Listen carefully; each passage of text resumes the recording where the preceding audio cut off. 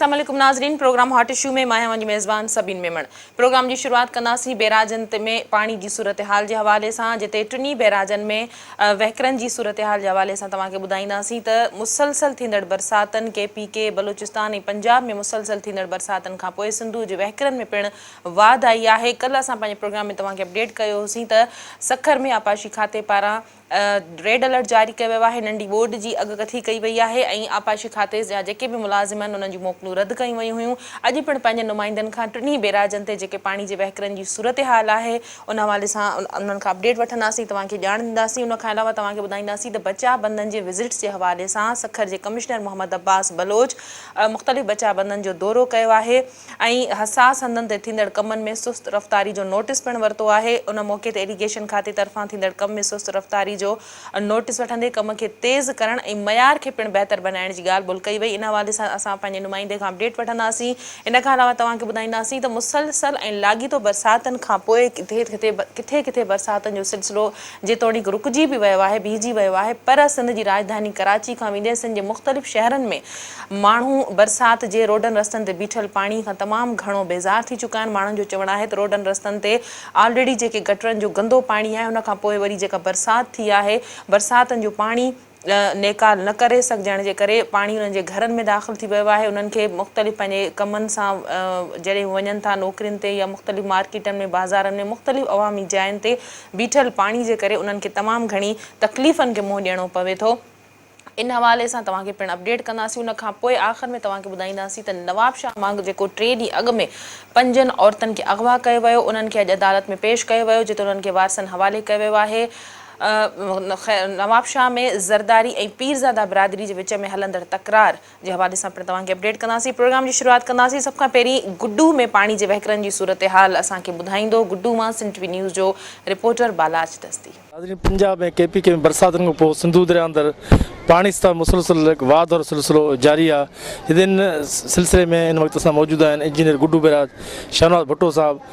पाणी सूरत हाल बाबति साईं सां ॻाल्हि ॿोल कंदासीं। पोइ हिते पाणी केतिरो पियो अचे, बचा बंदनि जी सूरत हाल छा आहे, इन सॼी सूरत हाल ते इंजीनियर शहनाज भुट्टो सां पाण ॻाल्हि ॿोल कंदासीं। सही पाणी सां में कुझु ॾींहं खां मुसलसल कॾहिं लाथ कॾहिं वाध और सिलसिलो जारी आहे। इन सही सूरत हाल त ॿुधायो त छा इम्कानी बोर्ड जो ख़तरो मौजूदु आहे कीअं? साईं फ़िलहाल सिस्टम में जेको पाणी मौजूदु आहे अॼु असां वटि आहे 1,94,000, अप स्ट्रीम में, डाउन स्ट्रीम में 1,58,000 पाणी। 2 ॾींहंनि खां पोइ 10-15-20 हज़ार जी थोरी वाध आहे। तक़रीबन हिन हफ़्ते ताईं बसि 2,10-15 हज़ार ताईं पाणी। अञा असांजे डैमनि में पाणी जी ख़ाली आहिनि 29 फुट जी गुंजाइश तक़रीबन आहे कालाबाग डैम में ऐं मंगला डैम में भी तक़रीबन 20-22 फुट जी। फ़िलहाल 10 ॾींहंनि ताईं 2 लख सवा 2 लख जे दरमियान इहा एक्सपेक्टेड आहे। सावण जो महीनो हाणे शुरू थियो आहे, मानसून जी मौसम जीअं सिस्टम में ईंदो पाणी। फ़िलहाल बाक़ी इम्कानी अगस्त जो महीनो आहे फ्लड जो, पर फ़िलहाल अहिड़ो का नॉर्मल सूरत हाल आहे। इम्कानी बोर्ड खे मोहन लाइ छा तव्हां आपाशी खाते तरफ़ां तयारियूं मुकमिल आहिनि? गुड्डू बैराज सूरत हाल कीअं आहे? जेके बचा बंद तव्हांजे गुड्डू बैराज जे हदनि था अचनि उन्हनि जी मजबूरी सूरत हाल कीअं आहे? अल्हम्दुलिल्लाह बैराज सूरत हाल तव्हांजे अॻियां आहे, बिल्कुलु ठीकु आहे। असांजो सिस्टम बंदनि ते बि जीअं असांजो बंदि मैन्यूअल मुताबिक़ पाणी हाल फ़िलहाल रेगुलर एस्टेब्लिशमेंट कमु करे थी पई। जीअं पाणी वधंदो हूंदो उहो बंदि मैन्यूअल मुताबिक़ असांजा अरेंजमेंट मुकमिल आहिनि। असां उन लाइ जेके बि आहिनि टेंडर करे छॾिया आहिनि। जीअं ज़रूरत थींदी वेंदी असां मटीरियल साइट ते पहुचाईंदा वेंदासीं। हा अल्हम्दुलिल्लाह 2010 वरी फ्लड खां पोइ तक़रीबन ऑलमोस्ट सभिनी बंदनि जा कम सेटिस्फैक्टरी थियल आहिनि। बंदनि ते विजिलनि जी ज़रूरत आहे, उहो जीअं बंदि मैन्यूअल मुताबिक़ हलंदो आहे कमु इनशाअल्लाह। का अहिड़ी ख़तरे जहिड़ी ॻाल्हि न आहे। मौसमियात खाते हाई अलर्ट थियण जी अगकथी कई आहे त हिन महीने बरसातूं वधीक पवंदियूं। मौसमियात खाते छा चवणो आहे इन सिलसिले में? असांजे मौसमियात खाते जी इहा मौसम त आहे सावण जो महीनो तक़रीबन सैलाब जी इहो सभु कुझु कुदरत जे हथ में आहे। असां वटि 10 ॾींहंनि ताईं ख़बर पइजी सघे थी जीअं सिस्टम मथे रिवर में पाणी ईंदो। इहो ई महिरबानी बाला चवांजी। नाज़रीन, गुड्डू मां पाणी जे वहिकरनि जी जेका सूरत हाल आहे उन हवाले सां असांखे अपडेट करे रहियो सिंध टीवी न्यूज़ जो रिपोर्टर बाला दस्ती। हाणे हलंदासीं सखर, जिते आबपाशी खाते पारां रेड अलर्ट कल्ह जारी कयो वियो हो। उन्हनि पारां इहा वॉर्निंग ॾिनी वई त नंढी ॿोॾि अची सघे थी ऐं जेकॾहिं अञा मुसलसल पाणी जे वहिकरनि में वाध थींदी रही त पोइ विचोली ॿोॾि अची सघे थी। अगस्त महीने में इन हवाले सां वधीक असांखे अपडेट ॿुधाईंदो त हिन वक़्तु वहिकरनि जी छा सूरत हाल आहे, पाणी आया वधियो आहे कालोके वहिकरनि खां या घटियो आहे या उन ई स्टेट पोज़ीशन ते बीठल आहे। सखर मां असांखे ॿुधाईंदो सिंध टीवी न्यूज़ जो रिपोर्टर मुश्ताक टावरी। जी, सभिनी मुल्क जे मथां इलाइक़नि मथां पंजाब ऐं कैचमेंट एरिया में बरसातुनि थियण खां पोइ सिंधु दरिया में पाणीअ जे में चाढ़ अची रहियो आहे ऐं अस्करदू में जेको गर्मी पद उहो बि आहिस्ता आहिस्ता वधी रहियो आहे। अॼु जेको उते गर्मी पद रिकॉर्ड कयो वियो आहे 33.3 सेंटीग्रेड रिकॉर्ड कयो वियो आहे। उनखां पोइ सिंधु दरिया जे पाणीअ में चाढ़ अची रहियो आहे। जेकर असीं सिंधु दरिया में पंजाब जे हदुनि जो जाइज़ो वठूं त उते असांखे तरबेला बंद में पाणी जी सूरत हाल जेका आहे उहा इहा नज़र अचे थी त उते पाणीअ जी सतह 1521 फुट ते पहुची चुकी आहे। 1521 फुट थियण खां पोइ तरबेला बंद में सिर्फ़ु 29,000 क्यूसिक पाणी जेके आहिनि उहो गॾु करण जी जेका आहे उहा सलाहियत जेका उहा मौजूदु आहे, गुंजाइश जेका आहे मौजूदु आहे। उनखां सवाइ असांजे तरबेला बंद जे वहिकरनि जो जाइज़ो वठूं त तरबेला बंद जो मथां वहिकिरो 2,56,300 क्यूसिक ऐं हेठां वहिकिरो 2,29,300 क्यूसिक जेको आहे रिकॉर्ड कयो वियो आहे। काबिल दरिया मां 48,500 क्यूसिक जेको आहे उहो सिंधु दरिया में दाख़िल थी रहियो आहे। उन पाणी दाख़िल थियण खां पोइ कालाबाग, चश्मा ऐं तौसा वटि जेका आहे हींअर पंजाब में सिंधु दरिया में नंढी ॿोॾि वारी सूरत हाल आहे। कालाबाग वटि नंढी ॿोॾि वारो वहिकिरो जेको आहे वही रहियो आहे 2,27,115 क्यूसिक उते जेको आहे मथां वहिकिरो आहे। 2,19,315 क्यूसिक जेको आहे उते हेठां वहिकिरो आहे। जेकर असां चश्मा बैराज जी सूरत हाल जो जाइज़ो वठूं त सिंधु दरिया में चश्मा बैराज वटि मथां वहिकिरो 2,74,385 क्यूसिक आहे ऐं हेठां वहिकिरो 2,71,232 क्यूसिक जेको आहे उहो रिकॉर्ड कयो वियो आहे।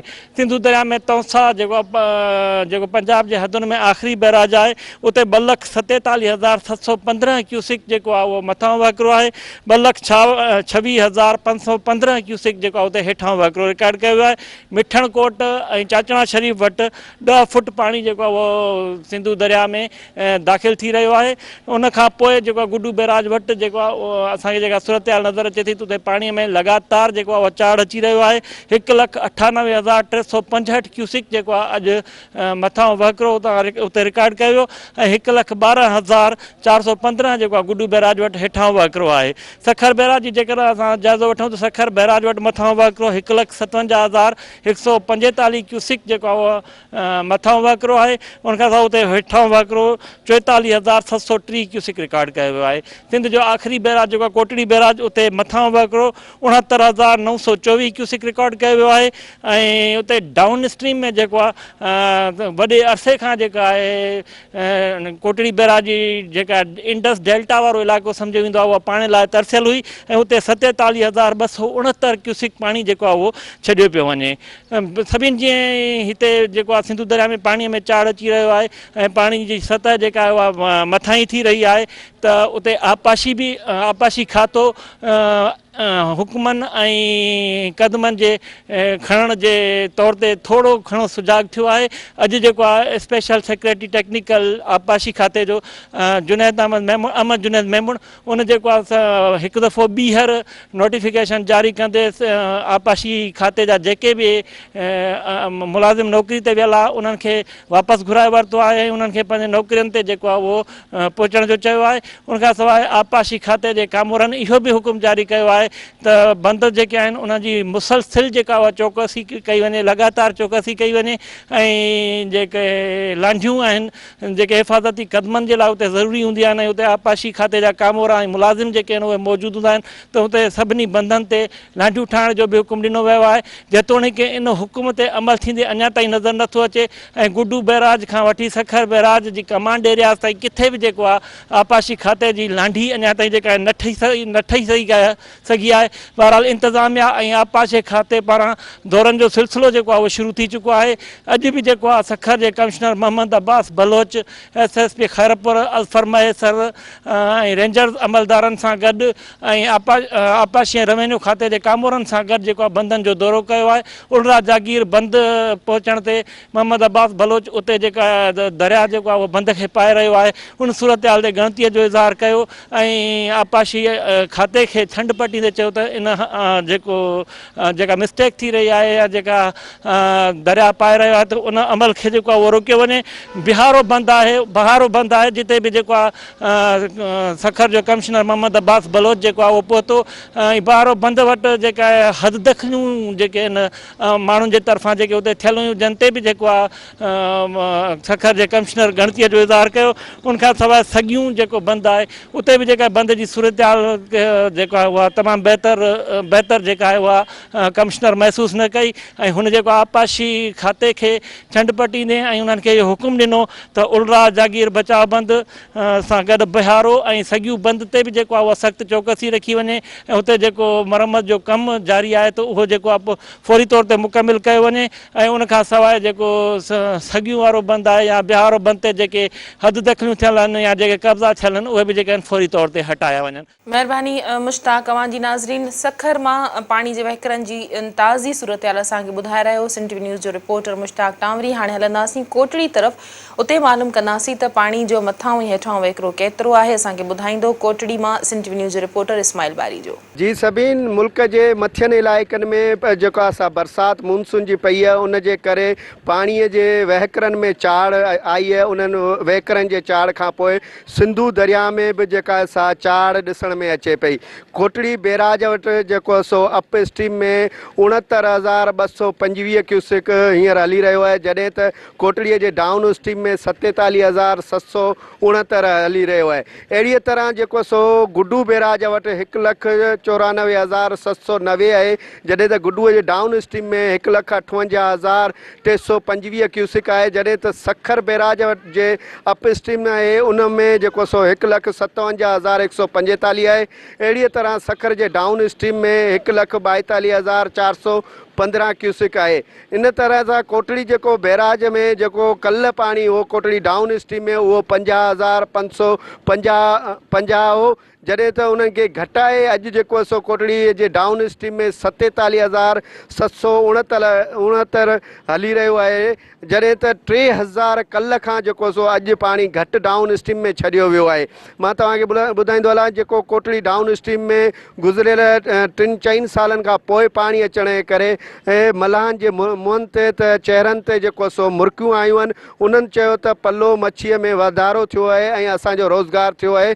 उनखां अलावा उन इहो बि चवणु आहे त तिमिर जो ॿेलो जेको समुंड जे खारे वारे पासे हो उन ॿेले खे बि फ़ाइदो पहुचंदो। उनखां अलावा तव्हांखे सभिनि मां ॿुधाईंदो हलां त कोटड़ीअ में जेके सीडा एरिकेशन ऐं रेलवे जा बंद आहिनि उन्हनि जी मरम्मत गुज़िरियल 4-5 सालनि खां न थी आहे, जंहिंजे करे उन्हनि हितां जे रवासियुनि जो इहो चवणु आहे त उन्हनि मां असांखे नुक़सानु थी सघे थो, छो त इहा ॿुधाइनि था त मथां बोर्ड आहे, जेकॾहिं बोर्ड अचे ईंदी त हीअ जेके बंद आहिनि उन्हनि जी मरम्मत न हुअण जे करे असांखे ख़तरो थी सघे थो। जॾहिं त हिते जे एरिकेशन अमलदारनि सां ऐं सीडा जे अमलदारनि सां ॻाल्हि ॿोल थी आहे, उन्हनि जो चवणु आहे त जेके ही बंद आहिनि से मज़बूत आहिनि। जी सभिनी महिरबानी इस्माइल। कोटड़ी मां इस्माइल बारी जो असांखे पाणी जे वहिकरनि जी सूरत हाल जे हवाले सां ॿुधाए रहियो। नाज़रीन, हिन वक़्तु असां टिनी बैराजनि ते जेको पाणी जे वहिकरनि जी सूरत हाल आहे उन हवाले सां तव्हांखे अपडेट कयोसीं। प्रोग्राम जे सिलसिले खे जारी रखंदासीं, पर वक़्तु थियो आहे मुख़्तसिर वक़फ़े जो। वठूं था वक़्तु।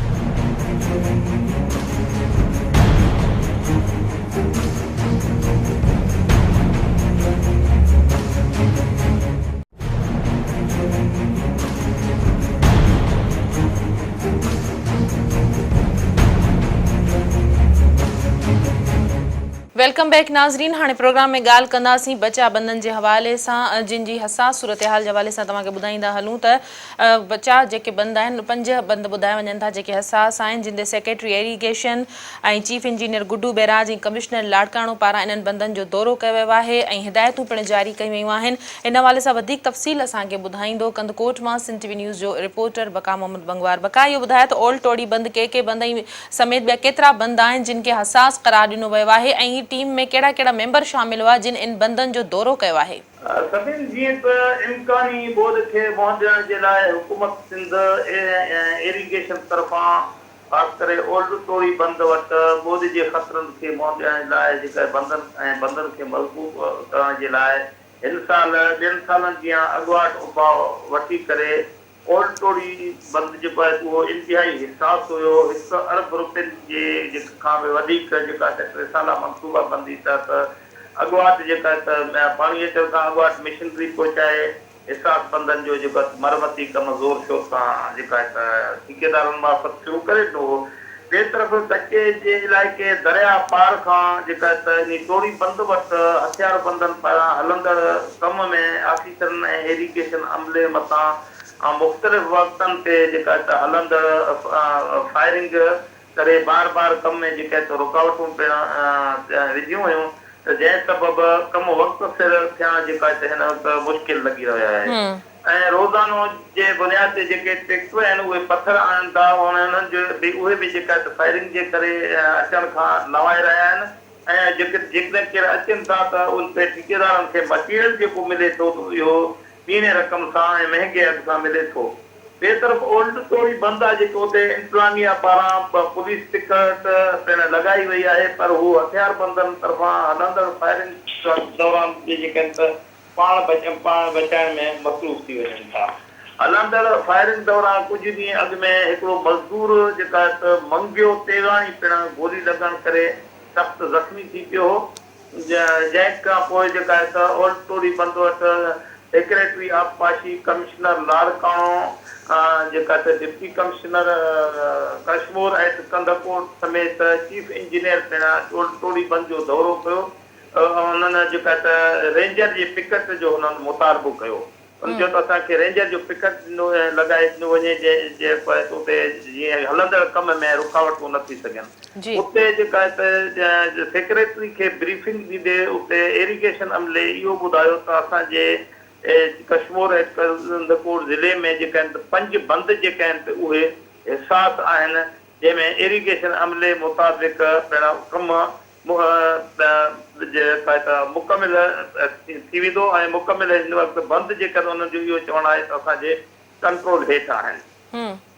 ॿिए तरफ़ कंदकोट लॻ जेका ओल्ड टोड़ी बंद ते कुझु ॾींहं अॻु शिकारपुर ऐं कश्मीर जे विच वारे हद में हथियार बंदनि पारां टोड़ी बंद जे मरमती कम लाइ पथर आणींदड़ ट्रैक्टरनि मथां जदीद हथियारनि सां अंधाधुंध फायरिंग पिणु कई वई हुई, जंहिंमें 6 रॉकेट लॉन्चर जा गोला पिणु फायर कया विया हुआ, जंहिंमें 2 रॉकेट लॉन्चर जा गोला ट्रक खे लॻण करे उहो ट्रक जेका तबाह थी वियो ऐं ड्राइवर ऐं ट्रैक्टर जा ड्राइवर फायरिंग सबबि जेका ट्रकूं छॾे पाण बचाए भॼी विया। इतला ते पुलिस फौरन वाक़े वारे हंधि पहुची करे हथियार बंदनि सां मुक़ाबिलो त पिणु कयो आहे, पर अञा ताईं हिते जेका रेंजर पिकट न लॻण करे उहे महफ़ूज़ पिणु न आहिनि। इरीगेशन जे अमले जे जेका त चवण मुताबिक़ असांजा बंदि महफ़ूज़ आहिनि, जॾहिं त ॿ ॾींहं अॻु मां कंदकोट लॻ जेको के बंदि आहे उन 11 माइल खां 13 माइल ताईं दरिया बंद खे पाइण शुरू करे ॾिनो आहे ऐं दरिया जा वहकरा इंतिहाई तेज़ी सां जेका बंद खे खाई रहिया आहिनि। जॾहिं त कुझु ॾींहं सेक्रेटरी आबपाशी पिणु उते पहुतो हो, जिते ॻोठाण जो चवणु हुयो त असां दाहूं पिणु कयोसीं, पर सेक्रेटरी आबपाशी असांजो ॿुधी खे अणॿुधी करे छॾियो, जंहिंमां ईअं पियो लॻे त इंतिज़ामिया ईअं उघूर निंड में पिणु सुतल आहे। बका, हाणे इहा अमन अमान जी जेका सूरत हाल तव्हां ॿुधाई, वरी बंदनि जी हसास सूरत हाल, उन्हनि जो विज़िट्स बि कयो वियो, आख़िर इन्हनि जी मरमत जो कमु कीअं मुकमल कयो वेंदो, कीअं मुमकिन बणायो वेंदो त वक़्तु थोरो आहे, इम्कानी ॿोॾ खां बचण जे लाइ जल्द खां जल्द इन्हनि हसास बंदनि जो कमु बि मुकमल कयो वञे, अमन अमान जी सूरत हाल ते बि नज़र रखी वञे? अमन अमान जे सूरत हाल जे लाइ हुकूमत खे खपे त रेंजर जूं मुख़्तलिफ़ जायुनि ते पिकटूं पिण लॻायूं वञनि जीअं त पुलिस खे मदद जे लाइ गुज़िरियल साल बि जेका त हथियार बंदनि तरफ़ां बंदनि ते कमु कंदड़नि मथां जेका फायरिंग करे हुननि खे रुकावटूं विधियूं हुयूं जंहिं खां पोइ रेंजर जूं पिकटूं लॻी वियूं उते त उन रेंजर जी पिकटुनि जे लॻण खां पोइ उते हथियार बंदनि खे जवाबी फायरिंग मिली ऐं हू पिण ख़ामोश थी विया। इन वक़्तु ॿिए तरफ़ बंदनि जो के बंद 11.7 माइल जेका आहे त उते इंतिहाई पिणु ख़तरो आहे। एरीगेशन पारां बंद खे इंतिहाई हिसास करार ॾिनो वियो आहे ऐं उते बंद खां दरिया जेको आहे 600 फुट परे हुयो जेको हू पाए सॼो दरिया खे पाईंदे हिन वक़्तु उते 60 फुट बाक़ी वञे 540 फुट दरिया अॻिते पाए वियो आहे। हिन जे वक़्तु बंद जे 70 फुट वेझो अची पहुतो आहे ऐं ॿिए तरफ़ जेको के बंद जो 13 माइल आहे उते 1500 फुट दरिया जे बंद खां दरिया पिणु परे हुयो। हिन वक़्तु पाणी पाए करे उते 470 फुट बाक़ी वञी रहिजी वियो आहे। हिन वक़्तु उते जेका आहे त दरिया के बंद वटि इंतिहाई तेज़ी सां पाए रहियो आहे ऐं बंदि पाइण सबबु ॻोठाणी जो साह जेको आहे त मुठ ते आहे। हुननि जो चवणु आहे त असां राति जो पिणु रज़ाकाराना तौरु बंदि ते पहिरो ॾेई रहिया आहियूं। त हुननि इहो बि चयो त असां सेक्रेटरी आपाशीअ में ऑफिसरनि काफ़ी दाहूं पिणु कयूं आहिनि पर ॿुधण वारो केरु न आहे। हुननि मीडिया जे ज़रिए हुननि चयो त जेके असांजे अॻु में बि इहे ख़बरूं के बंदि वारियूं बि सिंधी में पिणु हली चुकियूं आहिनि। उहे दाहूं कनि था त हिन ते जिते हिसास के बंदि वटि दरिया पाए रहियो आहे उते पंहिंजो जल्द मरमती कम शुरू कयो वञे। जी महिरबानी बका भंगवार असांखे कंदकोट मां अपडेट करे रहियो बंदनि जी हसाव सूरत हाल जे हवाले सां जिते सेक्रेटरी इरीगेशन ऐं चीफ इंजीनियर गुडू बेराज कमिश्नर लाड़काणो पारां विज़िट कयो वियो आहे। उते ई बंदनि खे हसास पिणु करार ॾिनो वियो आहे जॾहिं त बंदनि जे मरमत जो कमु हिन वक़्त ताईं मुकमल न थी सघियो आहे जंहिंजो सबबु अमन अमान जी ख़राब सूरत हाल ॿुधाई वञे थी। रेंजर्स पिकेट क़ाइमु करण जी जेका ॻाल्हि कई वई उन ते पिणु हिन वक़्त ताईं अमल न थी सघियो आहे जॾहिं त के बंद खे वधीक ख़तरनाक करार ॾिनो पियो वञे जिते दरिया बंद के 600 फुट जो जेको डिस्टेंस हो वो ख़त्म थी बाक़ी वञी 60 फुट ताईं पहुतो आहे। बाक़ी सॼे हिसे खे पाणी पाए चुको आहे। इन हवाले सां तव्हांखे अपडेट कयोसीं। हाणे हलंदासीं हैदराबाद तरफ़। हैदराबाद में जेका बरसाति थी आहे उते करंट लॻण जा वाक़िया पिणु पेश आया आहिनि। गुज़िरियल ॾींहुं थींदड़ बरसाति में जिते घर जी छित किरण सबबु 2 ॿारनि समेत 3 ॼणा ज़ख़्मी थी पिया त उते वरी बिजली जूं तारूं किरण जा वाक़िया पिणु पेश आया ऐं रोडनि रस्तनि ते जेको पाणी बीठल रहियो उन हवाले सां पिणु माण्हुनि खे ॾुखियायूं पेश आयूं ऐं मसरूफ़ जेके इलाइक़ा आहिनि क़ासिमाबाद लतीफ़ाबाद टंडो हैदर ऐं हुसड़ी समेत मुख़्तलिफ़ रोड रस्ता तलाउनि जो ॾेख ॾियनि था जिते ट्रैफ़िक जो गुज़रणु पिणु तमामु घणो मुश्किल हुजे थो ऐं हमेशह जीअं बरसाति थियणु शर्त बिजली ग़ाइबु थी वञे थी 2 खां मथे बिजली जा फीडर पिणु ट्रिप थी विया। अचो त हैदराबाद मां ॾिसूं त ज़फ़र हकड़ो इन सूरत हाल जे हवाले सां असांखे छा थो ॿुधाए। सभिनि बिल्कुलु हैदराबाद में जेका 1 हफ़्ते खां मुसलसिल वक़्फ़े सां बरसाति पई आहे उन वक़्फ़े वारी बरसाति खां पोइ हैदराबाद जा नंढा वॾा इलाइक़ा शहर जा हुजनि लतीफ़ाबाद जा हुजनि क़ासिमाबाद जा हुजनि ऐं ॿियनि मुख़्तलिफ़ जेके नंढनि मोहल्लनि में जेको आहे घिटियूं आहिनि रोड रस्ता आहिनि उन्हनि ते गंदो पाणी बीठल आहे। बरसाति जो पाणी त ऑलरेडी बीठल आहे पर वॾे में वॾो अलमियो इहो आहे हैदराबाद सां त हैदराबाद में जेको ड्रेनेज जो सिस्टम नाकारा हुजण जे करे ड्रेनेज जो पाणी जेको गंदो आहे उहो रोडनि ते निकिरी थो अचे। ड्रेनेज मुकमिल तौर ते तबाह थियल आहे। गटर बंदि थियल आहिनि। ॿोरियूं हूंदियूं आहिनि उहे निकिरनि थियूं ऐं गंदगी निकिरे थी उते कलियूं निकिरनि थियूं जंहिंजे करे उहो गटर ब्लॉक थी विया आहिनि ऐं तक़रीबन 2-2.5 सालनि खां वठी जेको हैदराबाद जे ड्रेनेज वारो मसइलो आहे बार ज़िले इंतिज़ामिया तोड़े चूंडियल नुमाइंदा या जेके आहे सो लाॻापियल इदारा वासा हुजे HD हुजे उहे इहे दावाऊं कंदा रहिया आहिनि त हैदराबाद में इम्कानी बरसातुनि जे हवाले सां जेको आहे सो समूरा बंदोबस्त कया विया आहिनि पर हिते जॾहिं माण्हू ग्राउंड ते पहुचे थो त का बि उहा शइ नज़र नथी अचे। ड्रेनेज जो सिस्टम मुकमिल तौर ते नाकारा हुजण जे करे ड्रेनेज जो पाणी रोडनि ते बीठो आहे।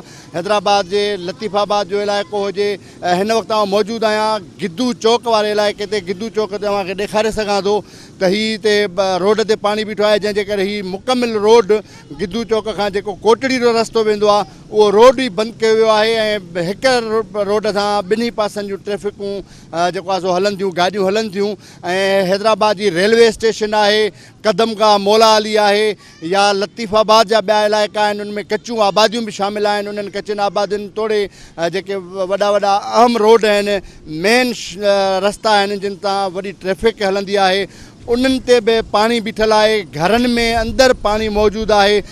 हिते रहवासी बि मौजूदु आहिनि। मां कोशिशि कयां थो त कंहिं हिकु ॿिनि रहवासियुनि सां तव्हांजी ॻाल्हि ॿोल करायां।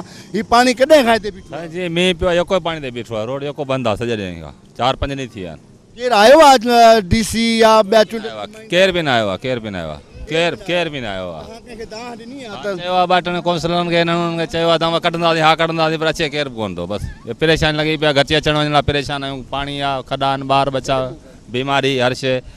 रोड ते पाणी आहे पर घरनि में बि आहे? घरनि में बि आहे, गलियुनि में बि आहे असांजे पाणी। गलियुनि में पाणी आहे, घरनि में आहे, कची आबादी आहे, मथां छितूं टिमियूं आहिनि, गलियुनि में पाणी आहे, गटर आहिनि कोन्हे, उहो पाणी गलियुनि में बीठो ई बीठो आहे। ॿार बचा नंढा बीमार, पेरनि में खारस, फुरड़ियूं, ये सब शइ इन्हनि जे करे थियनि पियूं। किथे किथे तव्हांजे जॻहुनि में कहिड़े न कहिड़े पानी आ रहे, बच्चे बीमार हो रहे हैं। इधर के लीडर सब पैसे खाने के चक्कर में हमारी सोचते नहीं है, वोट लेते हैं तो कुछ भी हाल नहीं करे। लाइट भी नहीं है, गैस भी नहीं है, क्या करें गरीब आदमी? बिजली भी नहीं है? नहीं है, गर्मी में मर रहे हैं बच्चे छोटे छोटे।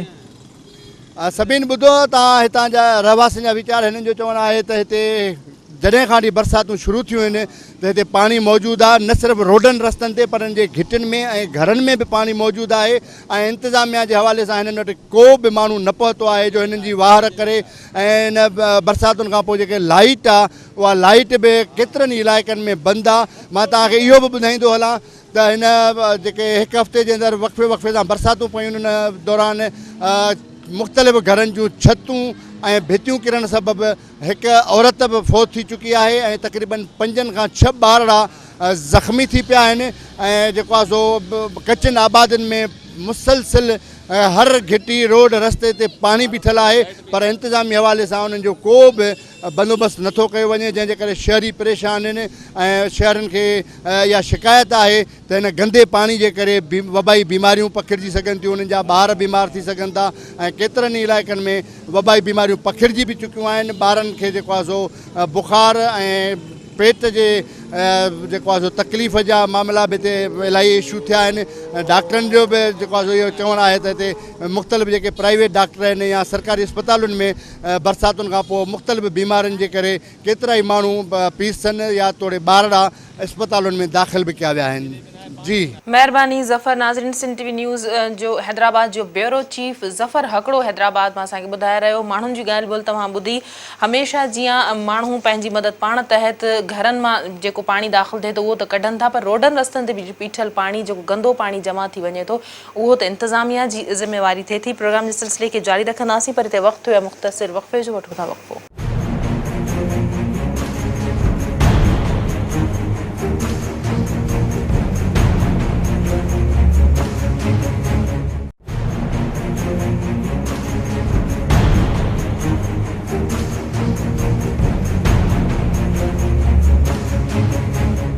वेलकम बैक नाज़रीन। हाणे ॻाल्हि कंदासीं नवाब शाह जी, जिते 3 ॾींहं अॻु में ज़रदारी ऐं पीरज़ादनि जे विच में हलंदड़ तकरार जे नतीजे में 5 औरतुनि खे अगवा कयो वियो हो। ज़रदारी बिरादरी पारां जी इहो इन तरह जो वाक़ियो कयो वियो जंहिंमें 5 औरतुनि खे अगवा कयो वियो। पीरज़ादनि जूं 5 औरतूं, जिन में हिकु औरत उन जी धीअर ऐं उन जी नुंहुं पिणु शामिल हुई। इहो चयो पियो वञे त इहो मामिलो प्यार जे परिणे तां शुरू थियो, जंहिं मुताबिक़ ज़रदारी बिरादरी जी हिकु औरत जंहिंजो मुड़ुसु फ़ौत थी चुको, 2 ॿारनि समेत हूअ पीरज़ादे बिरादरी जे हिकु नौजवान सां घरां निकिरी हुन प्यार जो परिणो कयो। पलांद में इन तरह जी कार्रवाई कई वई, जंहिंखां पोइ 24 कलाकनि अंदरि औरतुनि खे त बाज़ियाब करायो वियो, उन्हनि खे अदालत में पेश कयो वियो आहे। वधीक तफ़सील इन हवाले सां असां पुछंदासीं नवाब शाह मां सिंध टीवी न्यूज़ जे ब्यूरो चीफ ज़ुल्फ़कार ख़ासकेली खां। ज़ुल्फ़कार, इहो ॿुधायो त एॾो वॾो वाक़ियो पेश अची वियो, 5 औरतुनि जो इन तरह ड्रामाई अंदाज़ में उन्हनि खे अगवा कयो वियो, उन्हनि ते तशदुद कयो वियो, वरी उन्हनि खे बाज़ियाब करायो वियो, औरतुनि खे अदालत में पेश कयो वियो आहे। जवाबदारनि जी सुञाणप जे हवाले सां, गिरफ़्तारियुनि जे हवाले सां पुलिस हिन वक़्त ताईं केतिरो इन्वेस्टिगेशन करे सघी आहे? हा, हीअ तव्हांखे ॿुधाईंदो हलां त हीअ गुज़िरियल जेके 3 ॾींहं पीरज़ादा बिरादरीअ जे 2 औरतुनि ऐं हिकु मर्द खे नवाब शाह पुलिस जे वूमेन थाणे जी SHO मरियम भुरट ऐं पुलिस अहलकार हक़ नवाज़ ज़रदारी जेको आहे सो गिरफ़्तार करे उन्हनि खे हिफ़्ज़ बेजा में रखियो ऐं उहो अदालत छापो हणी उन्हनि 2 औरतुनि ऐं उन्हनि जे हिकु मर्द जंहिंमें मुमताज़ बेगम ऐं अली नवाज़ पीरज़ादो उन्हनि खे अदालत में पेश कयो त अदालत खेनि जेको आहे सो आज़ादु करण जो हुकुम ॾिनो ऐं उहे आज़ादु थी औरतूं जेके आहिनि से प्रोटेक्शन जे लाइ जॾहिं नवाब शाह अदालत खां फोटू कढाइण लाइ शहर ते वयूं त उते जेके 5 औरतूं हुयूं हुन सां गॾु जेके 2 मर्द हुआ त ज़रदारी बिरादरी जे हथियार बंदनि कचहरी रोड ते उन्हनि औरतुनि ते हमिलो कयो ऐं उनजे वारसनि ते तशदुद कयो ऐं पोइ जेको आहे 5 औरतूं जंहिंमें मुमताज़ बेगम साजिदा अनीला दानिया ऐं तानिया 5 ई औरतुनि खे जेके आहिनि से अगवा करे फरार थी विया। इहा ख़बर थी जेको आहे सिंध टीवी ते नशर थी। थियण खां पोइ जेके आहे 5 कलाकनि खां पोइ मीडिया जॾहिं प्रेशर आयो त पुलिस उन्हनि औरतुनि खे ॿुधाए थो वञे त डील तहत आज़ादु करायो आहे ऐं अॼु उन्हनि खे जेको आहे सो अदालत में पेश कयो जिते 5 ई औरतुनि जुडिशियल मैजिस्ट्रेट 3rd शाहिद हुसैन मेट्रो जी अदालत में 164 जा बयान रिकॉर्ड कराया आहिनि ऐं उन खां पोइ उन्हनि मीडिया सां बि ॻाल्हायो त असां ते जे फोटो दुकान ते बीठा हुआसीं त ज़रदारी बिरादरी जे हथियार बंदनि असां ते हमिलो कयो। असां हुन में 2 माण्हू सुञाता आहिनि। हिकु आहे आसिफ अली ज़रदारी पुटु बख्शल ज़रदारी ऐं पुलिस अहलकार आहे हकनवाज़ ज़रदारी ऐं 12-13 ॿिया माण्हू आहे जेके असांखे अगवा करे विया जिन असांखे मुख़्तलिफ़ हंधनि ते रखियो असांखे धमकियूं ॾिनियूं त हिनखे किन चयो त हिनखे लोड़ियो किन चयो त हिनखे क़तलु कयो ऐं पोइ जॾहिं मीडिया जो प्रेशर थियो त पुलिस असांखे जेको आहे सो बाज़ियाब कराए अॼु अदालत में पेश कयो आहे ऐं अदालत में बि असां अहिड़ो बयानु ॾिनो आहे जॾहिं त पुलिस हिन वक़्त ताईं बि जेके मेन जवाबदार आहिनि उहे गिरफ़्तार न करे सघी आहे ऐं उहे बि जेके आहिनि से बिल्कुलु पुलिस जे पकड़ खां आजा आहिनि। ज़ुल्फ़कार इन जो छा सबब आहे त जेके मुख्य जवाबदार आहिनि पुलिस जी पकड़ खां आजा आहिनि छा उहे बाअसर आहिनि? बिल्कुलु उहे जेके आहिनि से बाअसर ॿुधाए पिया वञनि ऐं उन्हनि इहो देदा दिले जे सां एॾो वाक़ियो कयो पर जेकर इहो मीडिया जो प्रेशर न हुजे हा त थी सघे औरतूं पीरज़ादा बिरादर जूं आज़ादु न थियनि हा पर मीडिया जे प्रेशर खां पोइ पुलिस जेको आहे सो उन्हनि खे बाज़ियाब न करायो आहे पर ॿुधाए पियो त डील तहत उन्हनि खे आंदो वियो आहे ऐं हींअर बि जेके औरतूं आहिनि उहे ख़ौफ़ में आहिनि उन्हनि ते बाअसर धुरनि जो ऐं पुलिस जो प्रेशर आहे त हू जेके आहिनि से बयान बदिलाइनि इन मसइले खे लह मिटी कनि त हिन वक़्तु बि जेको आहे सो उहे जवाबदार बिल्कुलु जेके आहिनि से जेके गिरफ़्तार न थी सघिया पुलिस जो चवणु आहे त उहे जवाबदार भॼी विया आहिनि पर जेके ज़मीनी हक़ीक़तूं आहिनि त पुलिस को बि रेड न कयो आहे उन जवाबदारनि जी गिरफ़्तारी लाइ। जी ज़ुल्फ़कार इहो ॿुधायो त आख़िर औरतनि खे अगवा छो कयो वियो अहिड़ो कहिड़ो मामिलो पेश आयो अहिड़ो कहिड़ो वाक़ियो हो जो ज़रदारी बिरादरी पीरज़ादनि जी 5 औरतुनि खे अगवा कयो? हा ही ॿुधाए पियो वञे त जेको जवाबदार आहे आसिफ ज़रदारी उनजी का भेण आहे बेवा सां मां 2 ॿारनि सां गॾु को पीरज़ादा बिरादरी जो नौजवान आहे अरसलान पीरज़ादो उन सां प्यार जे पण लाइ निकिरी वई ऐं ॿुधाए पियो त उन ठटे में प्यार जो परणो कयो ऐं जेके ही पीरज़ादा बिरादरी जूं औरतूं हिननि ज़रदार अगवा कयूं उन में हुननि जो को बि तालुक़ु कोन्हे को हिन ॿुधायो त असांजो परे जो रिश्तो बि कोन्हे को ऐं असांखे पीरज़ादा ज़ात जे हुजण जे नाते असांखे हरूभरू जेको आहे सो निशानो बणाए पियो वञे। जी ज़ुल्फ़कार तव्हांजी पुलिस अमलदारनि सां ॻाल्हि ॿोल थी आहे पुलिस इन मामले में एॾी सुस्ती ऐं लापरवाही जो मुज़ाहिरो छो पई करे 5 औरतुनि खे अॾीं ॾिठे जो अगवा कयो वियो उन्हनि ते तशदुद कयो वियो ऐं जेकॾहिं मीडिया सिंध टीवी न्यूज़ ते इहो मामिलो न थिए हा इन तरह जूं ख़बरूं मुसलसल न हलनि हा त को शक न हो त इन्हनि औरतुनि खे गुम कयो वञे हा त इन्हनि खे मारियो वञे हा या इन्हनि सां को अहिड़ो सलूक कयो वञे हा? बिल्कुलु अॼु जेके बाज़ियाब थियल औरतूं आहिनि उन्हनि बि इहा जेके आहिनि से मञियो त असांखे मीडिया जे असां थोराइता आहियूं ऐं तव्हांखे मां ॿुधायो त हिकिड़ी पीरसन औरत आहे 50 सालनि जी मुमताज़ बेगम उन्हनि ते हुन सख़्तु तशदुद कयो आहे जॾहिं त ॿियूं जेके नौजवान औरतूं उहे पिणु हिरासान थियलूं ऐं ॾाढे डप में उहे मीडिया सां न ॻाल्हाए पिए सघनि त जवाबदार उन्हनि ते वॾो प्रेशर रखियो हो त पुलिस जेको आहे सो जवाबदारनि खे मूंखे नथो लॻे त को पुलिस जवाबदारनि खे गिरफ़्तार ज़ुल्फ़कार के पुलिस अमलदार सां तव्हांजी ॻाल्हि ॿोल थी आहे हिन हवाले सां? मुंहिंजी एसएचओ सां ॻाल्हि ॿोल थी आहे मुंहिंजी डीएसपी सां ॻाल्हि ॿोल थी हुनजो चवणु आहे त असां जेको आहे सो जवाबदारनि जी गिरफ़्त लाइ छापा हणी रहिया आहियूं पर असांखे जवाबदार मिलनि कोन था।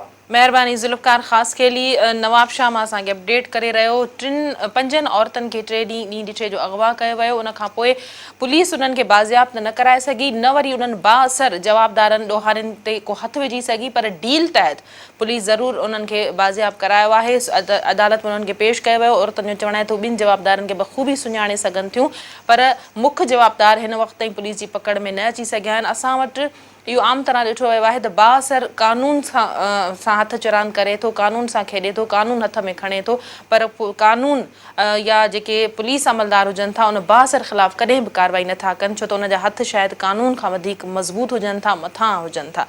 नाज़रीन, अॼोके प्रोग्राम खे हिते पंहिंजी पुॼाणी ते पहुचाईंदासीं। अॼोके प्रोग्राम में असां मुख़्तलिफ़ जेके बैराज आहिनि उते पाणी जे वहिकरनि जी सूरत हाल जे हवाले सां तव्हांखे अपडेट कयोसीं। असांजे नुमाइंदनि जेके हिन वक़्तु पाणी जे वहिकरनि जी पोज़ीशन आहे उन हवाले सां ॿुधायो।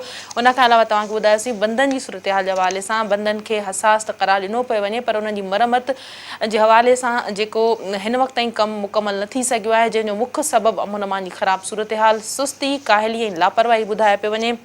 मुख़्तलिफ़ जेके अहम अमलदार आहिनि, इरीगेशन खाते सां लाॻापियल चीफ इंजीनियर ऐं कमिश्नर लाड़काणो पारां विज़िट त कयो वियो, पर हिन वक़्त ताईं बंदनि जे कम खे मुकमल करण जे हवाले सां अमली तौरु न उते को रेंजर्स जी चौकियूं या पिकेट्स क़ाइमु कई वियूं आहिनि, न वरी को कम जे हवाले सां का शुरूआति कई वई आहे।